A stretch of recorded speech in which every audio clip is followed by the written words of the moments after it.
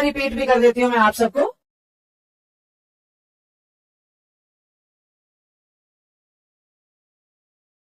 Verb में कल पहली बात सिखा के गई थी, या तो इंग्लिश में वर्ब एक्शन दिखाता है या इंग्लिश में वर्ब स्टेट दिखाता है।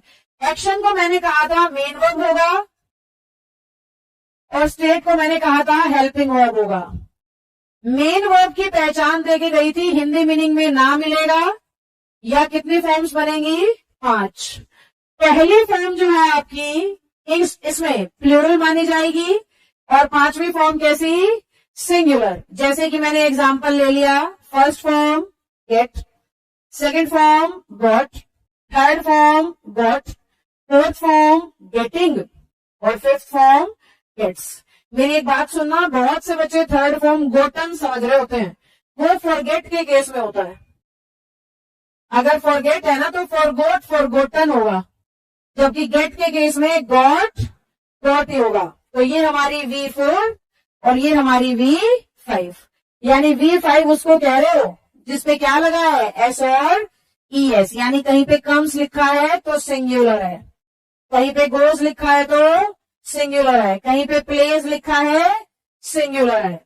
और प्लूरल कौन सा हुआ, जब एस हट गया, प्ले लिखा है प्लूरल है, ऐसे ही कम लिखा है प्लूरल है, गो लिखा है प्लूरल है। समझे बच्चों, फिफ्थ फॉर्म सिंगुलर और फर्स्ट फॉर्म प्लूरल। अब आज मैं थोड़ा हेल्पिंग वर्ब के बारे में बता रही हूं। ये मैंने वो रिपीट किया है जो कल कराया था, आज आ रही हूं नई चीज पे, ध्यान देना। हेल्पिंग वर्ब का सिंगुलर मार्कर मैंने चेंज किया है ताकि आपको अच्छे से अलग से दिखाई दे। Helping verbs is, am, was, has, does, ये हेल्पिंग वर्ब के सिंगुलर हैं। हेल्पिंग वर्ब में plural are, were, have, do, ये हेल्पिंग वर्ब में प्लूरल है। कुछ हेल्पिंग वर्ब ऐसी भी होती है बच्चों जो सिंगुलर भी होती हैं और प्लूरल भी होती हैं। ऐसी कौन सी है, डिड, सिंगुलर भी है और प्लूरल भी, हैड, सिंगुलर भी है और प्लूरल भी। इसके अलावा सारी की सारी मॉडल ऑक्सिलरीज सिंगुलर भी है और प्लूरल भी। तो हेल्पिंग वर्ब का सिंगुलर यानी एक वचन, हेल्पिंग वर्ब का प्लूरल यानी बहुवचन। और डेड, हेड और मॉडल क्या हो गई, सिंगुलर भी और प्लूरल भी, यानी ये सिंगल सब्जेक्ट के साथ भी आ सकती हैं और डबल के साथ भी। जैसे कि अगर मैं नेहा की बात कर रही हूं तो मुझे इज लगाना चाहिए, पर अगर मैं नेहा के साथ साथ मोहन की भी बात करने लग जाऊं तो अब सब्जेक्ट डबल हो गया, अब मुझे आर लगाना चाहिए। तो जहां आपका सब्जेक्ट सिंगुलर, वर्ब सिंगुलर, जहां आपका सब्जेक्ट प्लूरल, प्लूरल यानी एक से ज्यादा, आपकी वर्ब हो गई भाई प्लूरल। क्या हमें यहां तक की बात समझ में आई है, बताएंगे एक बार। ये हमने कर लिया भाई वर्ब का बेसिक, दोबारा से रिपीट। अब मैं वो चीज पढ़ा रही हूं जहां से एग्जाम्स में आता है, वर्ब का वो हिस्सा शुरू कर रही हूं जहां से किसी भी गवर्नमेंट जॉब की एग्जाम में आना शुरू हो जाएगा, चाहे वो स्टेट गवर्नमेंट की जॉब्स हैं और चाहे वो आपकी सेंट्रल गवर्नमेंट की जॉब्स हैं। दोनों तरह की नौकरियों में वर्ब कैसे आएगा वो सिखा रही हूं। ट्रिक नंबर 1 आपको पीडीएफ में ये मिलेगी ट्रिक नंबर 2 की जगह पे, क्योंकि 1 में कल बता के चली गई थी singular subject singular verb, plural subject plural verb. तो एग्जाम्स में आने वाली ट्रिक नंबर 1 या ग्रामर में इसको कहेंगे रूल नंबर 1। किसी का ध्यान भटक गया हो तो स्क्रीन पे आ जाइए, क्योंकि अब मैं बहुत महत्वपूर्ण चीज पढ़ानी शुरू कर रही हूं। हर ट्रिक की एक पहचान होती है। जैसे एग्जामिनर अगर ये वाली ट्रिक पेपर में पूछेगा ना तो वो सेंटेंस में लिखेगा एंड नॉट, वो सेंटेंस में लिखेगा एज वेल एज, सेंटेंस में हमें दिखाई देगा अलोंग विद। हमें बिना हिंदी बनाए एरर आना चाहिए। पेपर में इतना समय नहीं होता कि पहले आप हिंदी बनाओ और फिर उसको एरर को सॉल्व करो। तो आपको सीधा ये शब्द याद रखने हैं जो मैं आपको सिखा रही हूं, सारे लिखूंगी बोर्ड पे, नोट्स में मैंने डाले भी हुए हैं सारे। ये ट्रिक की पहचान है जो मैं फिलहाल आपके सामने लिखने लग रही हूं। एडिशन 2, इन एडिशन 2 भी कह देते हैं इसको। इसके अलावा ट्रिक की पहचान में आएगा लाइक और डिसलाइक। देखो ये जो शब्द आपको स्क्रीन पे दिखाई दे रहे हैं फिलहाल, इन्हें ग्रामर में कंजंक्शन कहा जाता है। कंजंक्शन का काम होता है आपस में जोड़ना। तो ये सारे के सारे शब्द ना दो अलग अलग सब्जेक्ट्स को आपस में जोड़ते हैं। ये जो स्क्रीन पे आपको शब्द दिख रहे हैं, ये सारे के सारे शब्द आपस में जोड़ते हैं। किसको? दो सब्जेक्ट्स को। कैसे जोड़ते हैं भाई?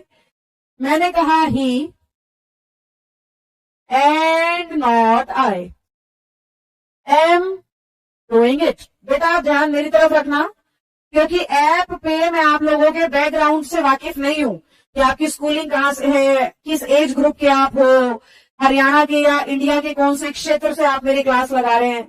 जिस वजह से हो सकता है इंग्लिश थोड़ी अटपटी लगे उन्हें जो बहुत सालों बाद पढ़ रहे हैं या जिन्हें इंग्लिश से कुछ खास सा लगाव नहीं रहा है आज तक। तो उन सभी बच्चों को मेरी ये सलाह होगी कि अब जो चीज मैंने शुरू कर दी है नजर बोर्ड से ना हटाएं, क्योंकि अभी कनेक्शन नहीं बना तो आगे आपको दिक्कत आने लग जाएगी हर टॉपिक में। तो जहां समझ नहीं आए आप बोलिएगा, फिलहाल मुझे ध्यान से सुनते रहो। मैंने कहा ये शब्द जहां भी आएंगे दो अलग अलग सब्जेक्ट को जोड़ेंगे, एक सब्जेक्ट आगे एक सब्जेक्ट पीछे। मैंने अपनी स्पीड भी बहुत स्लो कर रखी है ताकि मैं आप सबको जान सकूं कि किस तरह के बच्चे जुड़े हैं।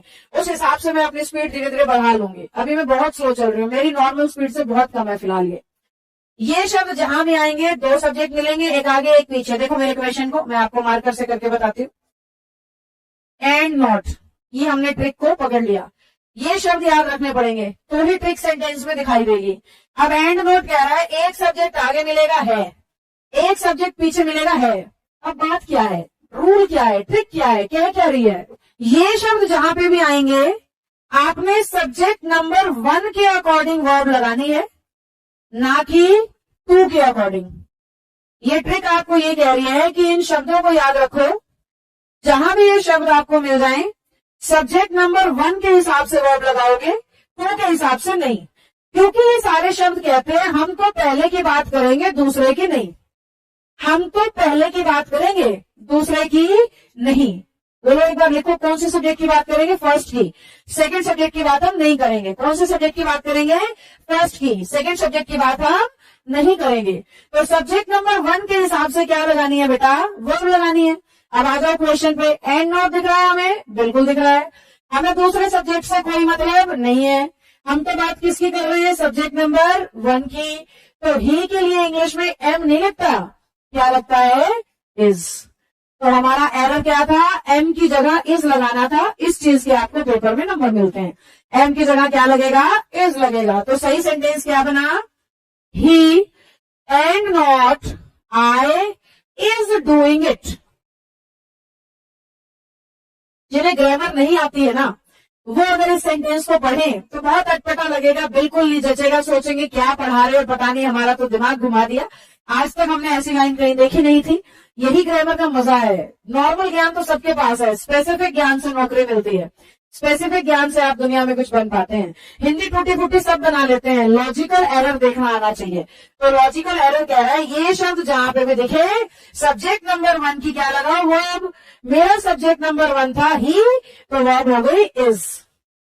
हमारा इंग्लिश करने का तरीका है जच रहा है कि नहीं, हमारा इंग्लिश करने का तरीका हिंदी बन रही है कि नहीं। हालांकि हमें सही हिंदी बनानी भी नहीं आती, टूटी फूटी हिंदी फिट करने लग जाएंगे। हमारा इंग्लिश करने का तरीका है अक्कड़ बक्कड़ बम्बे को, जबकि इंग्लिश सही मायनों में आती है। बेसिक सुधारो, ट्रिक सीखो, बेसिक सुधारो, ट्रिक सीखो। कल तक मैं आपको बेसिक पढ़ा रही थी, आज मैंने ट्रिक सिखानी तुम्हें शुरू कर दी है, और ये पहली ट्रिक बोर्ड पे समझाई है। जनरल इंग्लिश में पता रजनी इसको कैसे बोलते हैं? ध्यान से सुनो, मैं बोल के बता रही हूँ। He is doing it and not I. Simple English ऐसे बोलेंगे लोग, he is doing it and not I. हमें लगेगा सही है, अब हमें सही लगेगा he is doing it and not I. इसमें सही लग रहा है क्योंकि हम ऐसा सुनते हैं, जबकि पेपर में तो ऐसा लिखेगा वो, चाहे डीएसएसबी है, एसएससी है, हरियाणा है, पुलिस सर्विसेज है, एयरफोर्स है, डिफेंस है, ऐसे आएगा एरर। अब हमारा बच्चा जचाने बैठ जाएगा तो आई के साथ तो एम को ही जचाएगा। जिसको ज्ञान है वही बताएगा कि एम की जगह क्या आना चाहिए? इज। तो सही वाक्य क्या तैयार हुआ? He and not I is doing it. Hindi बना रही हूं आपकी तसल्ली के लिए। वह ना कि मैं इस काम को कर रहा है, वह ना कि मैं, वह ना कि मैं इस काम को कर रहा है। तो काम को कौन कर रहा है? वह कर रहा है, ना कि मैं। बात किसकी हो रही है? वह की हो रही है। वह किसकी आएगी? वह की आएगी। तो दिखने में लग रहा था आई के लिए आनी चाहिए, पर लॉजिक तो ही की तरफ ही इशारा कर रहा है। तो आप सबका काम है बेटा इन शब्दों को दिमाग में छापना, और ये कैसे छपेंगे? प्रैक्टिस से। रट्टा मत मारने लग जाना। ये याद करने लग जाओ, and not as well as along with together, ऐसे घोटना नहीं है इनको। जितनी ज्यादा प्रैक्टिस करोगे उतना आपको मिल जाएगा, ठीक है। जितनी ज्यादा प्रैक्टिस करोगे उतना आपको समझ में आएगा।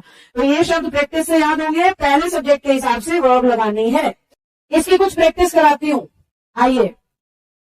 हाँ जी, रूल नंबर 2 आपकी पीडीएफ में मिलेगा। देखो नीचे दिए गए कंजंक्शंस, ये सारे मैंने लिखे थे बोर्ड पे, याद करो। Like, dislike, besides, addition to, and not, with, along with, together with, rather than, as well as. क्या कह रहे हैं, नीचे दिए गए ये सारे कंजंक्शंस हमेशा अपनी वर्ब सब्जेक्ट नंबर 1, क्योंकि वही मेन सब्जेक्ट है, उसके अनुसार लेते हैं। तो हमें सब्जेक्ट नंबर 2 से कोई मतलब नहीं है, हमारी वर्ब किसके हिसाब से चलेगी, 1 के हिसाब से। अब इसके कुछ क्वेश्चंस आपके सामने लाऊंगी, सबने सॉल्व करने हैं।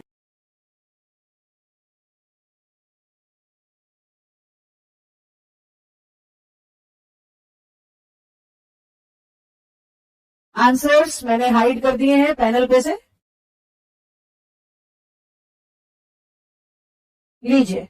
Exercise for practice of rule number 2 करिए, 5 क्वेश्चन के आंसर दो। अलॉन्ग विद हमारी ट्रिक की पहचान थी, और अलॉन्ग विद कहता है बाद वाले की नहीं, मैं तो पहले सब्जेक्ट के अकॉर्डिंग वर्ब लूंगा, और पहला सब्जेक्ट है ऋतिक। देखो सिंगुलर है, आर की जगह होना चाहिए इज, ये एरर था। एग्जाम में आपको कहना है बी पार्ट गलत है, एग्जाम में आप सर्कल करके आओगे बी पार्ट गलत है, वहां पे सही नहीं करना होता, पेपर में सिर्फ ये बताना होता है बी में गलती है। पर मैं हमेशा सही करना भी सिखाऊंगी, तभी तुम्हारा जाएगा इंग्लिश आ गई। एज वेल एज ट्रिक की पहचान था, हमें बाद वाले सब्जेक्ट से कोई मतलब नहीं है, हमारी वर्ब आएगी सब्जेक्ट नंबर 1 की। तो सिल्वर तो सिंगुलर है, हैव प्लूरल वर्ब होता है, हैव को बदलना था किसमें, हैज में। इस तरीके से पेपर में करना है, सिर्फ यूं बोलना है बी पार्ट, आपको सही नहीं करना होता एग्जाम में, मैं सही करना सिखाऊंगी बेटा। अलॉन्ग विथ रूल की पहचान है, बाद वाले से हमें कोई मतलब नहीं, हम वर्ब लगाएंगे सब्जेक्ट नंबर 1 की। जर्नलिस्ट सिंगुलर है, तो वर्ब होनी चाहिए थी सिंगुलर, जबकि वर्ब कैसा है, प्लूरल है, वर्ब की जगह बन गया वॉज। विद आ गया भाई, फिर से विद आ गया। विद कह रहा है बाद वाले की नहीं, पहले सब्जेक्ट की बात करूंगा। पहला सब्जेक्ट हमें दिखा है सिंगुलर है, सिंगुलर है तो वर्ब नहीं, क्या होना चाहिए था, वॉज। 5वें क्वेश्चन में फिर से अलॉन्ग विद रूल की पहचान है, ट्रिक की पहचान है। बाद वाले से हमें मतलब नहीं, कमांडर से। हम तो बात किसकी कर रहे हैं, सोल्जर्स की, पर अब की बार सोल्जर्स कैसे हैं, प्लूरल, और वर्ब कैसे लगा दी, वॉज, जो कि सिंगुलर है। तो वॉज को क्या बनाने के नंबर आएंगे पेपर में, वर्ब बनाने के। ये वो ट्रिक है बेटा जो पिछले 3 सालों में हरियाणा के हर पेपर में आई है। टीचिंग एग्जाम की आप तैयारी कर रहे हो, एसएससी की आप तैयारी कर रहे हो, पुलिस की आप तैयारी कर रहे हो, पुलिस के एग्जाम्स उठा के देखना, कोई पेपर आपने दिया हो तो आपको ये ट्रिक उन सब पेपर में दिखाई देगी। इन सब पेपर के 90% बार आपको मिलेगा कि ये क्वेश्चन आया है, ठीक है। तो ये बहुत इंपॉर्टेंट चीज है जो मैंने आपको सबसे पहले सिखाई है, क्योंकि ज्यादातर लोग इसमें गलतियां करते हैं। तो एक बार बताना 5 किस किस के ठीक थे। हर ट्रिक के नीचे मैंने प्रैक्टिस क्वेश्चंस डाले हुए हैं और सामने आंसर है, ऊपर एक्सप्लेनेशन है। ये हमने एक ट्रिक सीख ली। अब मैं बढ़ रही हूँ ट्रिक नंबर 3 आपके सामने, पैनल पे ही समझा दूंगी। ये वो नोट्स ओपन कर लिए हैं मैंने, ताकि कोई गलती हो टाइपिंग की तो मुझे साथ के साथ पता लग जाए। ये लो, आ जाओ। अगले ट्रिक आपको सिखा रही हूं, ये शब्द याद रखने हैं, मेरे साथ साथ पढ़ेंगे आप वाले बच्चे। Any of, none of, each of, either of, neither of, one of. इसको भी बहुत लोग आइदर नाइदर करते हैं, either neither. Any of, none of, each of, either of, neither of, one of. ये है इंग्लिश में फ्रेजेस, इन्हें इंग्लिश कहती है फ्रेज। फ्रेज उन शब्दों को कहा जाता है जिनका मीनिंग पूरा नहीं होता, अधूरे शब्दों का ग्रुप, अधूरे शब्दों का ग्रुप। जैसे कि मैं बोलूं इन द कॉर्नर, अब ध्यान से देखो, इसमें 1 2 3 शब्द है लेकिन मीनिंग पूरा नहीं है, तो इसे इंग्लिश कहती है फ्रेज। ऐसा शब्दों का ग्रुप जिसका मीनिंग हमेशा क्या हो, अधूरा हो। ऐसे शब्दों का ग्रुप जिसमें मीनिंग कैसा आ रहा है, अधूरा आ रहा है, उसे इंग्लिश क्या कहती है, फ्रेज कहती है। तो ये सारे हैं फ्रेजेस। ये पूरे तब होते हैं जब इन्हें कहां इस्तेमाल कर दिया जाए, सेंटेंस में। ये कब पूरे होते हैं, जब इन्हें कहां इस्तेमाल करते हैं, सेंटेंस में। तो आपके पेपर में एग्जामिनर इन फ्रेजेस को सेंटेंस में लगा के देगा। अब हमें करना क्या है, ये सारे के सारे फ्रेज कहते हैं हमारे साथ सब्जेक्ट तो हमेशा प्लूरल आएगा पर वर्ब हमेशा सिंगुलर आएगी। सब्जेक्ट हमेशा प्लूरल आएगा लेकिन वर्ब हमेशा सिंगुलर आएगी। तो हमारे बच्चे को क्या याद करना है, आप सबको क्या ध्यान करना है, इन शब्दों को याद रखना है। ये शब्द जहां भी आएंगे सब्जेक्ट को प्लूरल रखेंगे जबकि वर्ब को सिंगुलर। कैसे, छोटा सा एग्जांपल दे रही हूं, बोर्ड पे नजर रखिएगा। मैंने कहा one of the boys is here. ध्यान से बोर्ड पे देखिएगा, वन ऑफ द बॉयज। अब वन ऑफ देखते ही हमारे बच्चे को याद आना चाहिए, ये वाली ट्रिक है। प्रैक्टिस से आएगा, डरने घबराने की जरूरत नहीं है, धीरे धीरे आएगी, एकदम से जादू की छड़ी किसी अध्यापक के पास नहीं है कि सिखा दे। वन ऑफ देखते ही याद आना चाहिए, ये ट्रिक है। सब्जेक्ट के हिसाब से हमारी वर्ब आएगी। अब सब्जेक्ट प्लूरल आएगा और वर्ब सिंगुलर। मेरी गलती है, मैं दूसरा रूल बोल गई। Subject plural, verb singular. तो इसीलिए मैंने बॉयज को प्लूरल लिखा है और इज को सिंगुलर, क्योंकि जहां भी ये शब्द आएंगे सब्जेक्ट प्लूरल चलेगा और वर्ब सिंगुलर चलेगी। देखो मेरे स्क्रीन पे टाइप एग्जांपल क्या है, वन ऑफ स्टूडेंट्स इज, क्योंकि वन ऑफ कह रहा है सब्जेक्ट प्लूरल चाहिए और वर्ब सिंगुलर चाहिए। तो ध्यान से देखो, ये फ्रेजेस हमेशा सब्जेक्ट को प्लूरल और वर्ब को सिंगुलर रखते हैं। ये नोट्स है जो मैंने आपको ऐप पे दिए हुए हैं, वही ओपन कर रखे हैं, तो आपको खूब क्लैरिटी से मैंने इसमें सब लिख के भी रखा है। तो इन शब्दों को हम देखेंगे और सब्जेक्ट को प्लूरल रखेंगे और वर्ब को सिंगुलर रखेंगे। देखो, आओ क्वेश्चंस देखते हैं। आपको नीचे 5 क्वेश्चन मिले हैं, इसमें भी एक बार पहले आप ट्राई करो फिर मैं बताऊंगी। ईदर ऑफ, ट्रिक की पहचान। ईदर ऑफ ट्रिक में था और कह रहा था सब्जेक्ट प्लूरल लूंगा, सही है, पर वर्ब सिंगुलर लूंगा। वर्ब कहाँ है, हैव, ये इधर है, मैं आगे ढूंढ रही हूँ। हैव की जगह क्या होना था भाई, हैज। इंटेरोगेटिव सेंटेंस है ना, तो इसलिए वर्ब आगे आती है। इंटेरोगेटिव और सिंपल का फर्क भी जिन्हें नहीं पता, जब भी सेंटेंस इंटेरोगेटिव होगा हेल्पिंग वर्ब सब्जेक्ट के पहले मिलेगी और जब भी सेंटेंस सिंपल होगा हेल्पिंग वर्ब सब्जेक्ट के बाद में मिलेगी। ये सीधा पता लगाने का तरीका। तो ये क्वेश्चन जो है वो इंटेरोगेटिव है, इसलिए मैं वर्ब आगे ढूंढने लग रही हूँ। मैंने पूरा नहीं पढ़ा ना, वो पहले ही थी। हैव को क्या बनाना है, हैज, क्योंकि सब्जेक्ट चाहिए प्लूरल और वर्ब चाहिए सिंगुलर। मैं मार्कर को थोड़ा छोटा कर लेती हूँ। वन ऑफ ट्रिक की पहचान है, सब्जेक्ट प्लूरल चाहिए, लगा रखा है, पर वर्ब गलत लगा दी क्योंकि वर्ब कैसी चाहिए, सिंगुलर। ईच ऑफ कहता है फिर से सब्जेक्ट चाहिए प्लूरल जबकि वर्ब चाहिए सिंगुलर। हैव की जगह हैज, सब्जेक्ट चाहिए प्लूरल, वर्ब चाहिए सिंगुलर।